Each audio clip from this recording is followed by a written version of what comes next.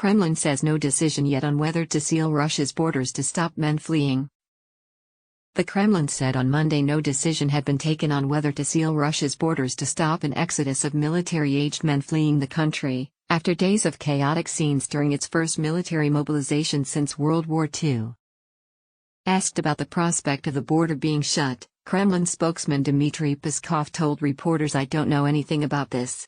At the moment, no decisions have been taken on this." Reports that Russia might close the frontier have contributed to turmoil since President Vladimir Putin gave the order last week to call up hundreds of thousands of reservists in the biggest escalation yet of the 7-month Ukraine war.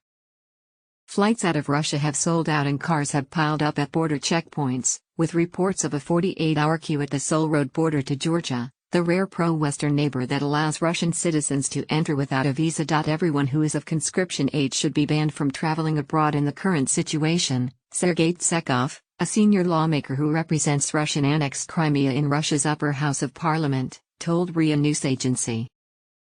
Two exiled news sites, Meduza and Novaya Gazeta Europe, both reported that the authorities were planning to ban men from leaving, citing unidentified officials. The mobilization was accompanied by an announcement by Putin that Moscow would stage votes to annex 4 Ukrainian provinces occupied by its forces. The West calls the votes, due to conclude on Tuesday, a sham pretext to seize territory captured by force. The mobilization has led to the first sustained protests in Russia since the war began, with one monitoring group estimating at least 2,000 people have been arrested so far. All public criticism of the special military operation is banned. The past few days have also seen the first sustained criticism of the authorities on state-controlled media since the war began, with pro-Kremlin commentators denouncing officials for calling up people too old to fight.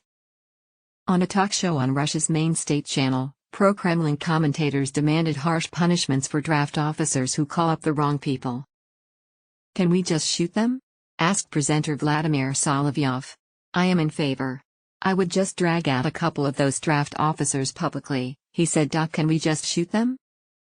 Peskov acknowledged that some call-up notices had been issued in error, saying mistakes were being corrected by regional governors and the Ministry of Defense. Russia counts millions of former conscripts as official reservists.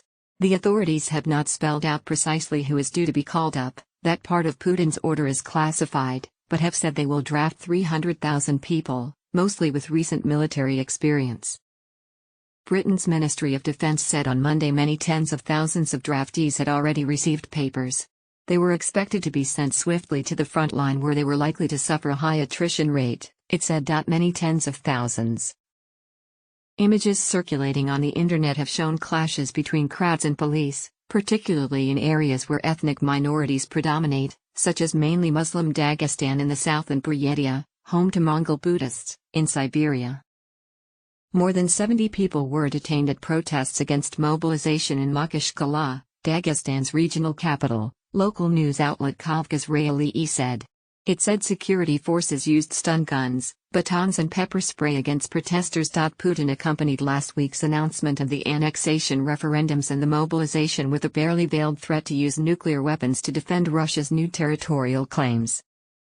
U.S. National Security Advisor Jake Sullivan said on Sunday the United States would respond decisively to any Russian use of nuclear weapons, and had privately told Moscow decisively. Asked about Sullivan's comments, Kremlin spokesman Peskov said there are channels for dialogue at the proper level, but they are of a very sporadic nature. At least they allow for the exchange of some emergency messages about each other's positions. The annexation votes are being held in Kherson, Zaporizhia, Luhansk and Donetsk provinces, territory equivalent to the size of Portugal. None of those provinces is now fully under Moscow's control, and fighting has been underway along the entire front line, with Ukrainian forces reporting more advances since they routed Russian troops in a fifth province, Kharkiv, earlier this month. The exiled mayor of Russian-controlled Melitopol in the Zaporizhia region accused Moscow of forcibly enlisting Ukrainian men in occupied areas into its armed forces. "Today the situation is critical, our residents are scared, our residents are panicking, they don't know what will happen tomorrow and when they will actually take our people away for enlisting," Mayor Ivan Fedorov said. The voting takes place in front of assault rifles, men with weapons. People are grabbed right on the street and are forced to vote not only for themselves but for their whole families, he said via video link from an undisclosed location. The Ukrainian governor of Luhansk said Russian-backed officials were carrying ballot boxes from door to door, accompanied by security officials. Residents' names were taken down if they failed to vote as demanded, Serhiy Gaigai said. Even traditional Russian allies such as Serbia and Kazakhstan have said they will not recognize the annexation votes. Moscow says voting is voluntary and turnout is high.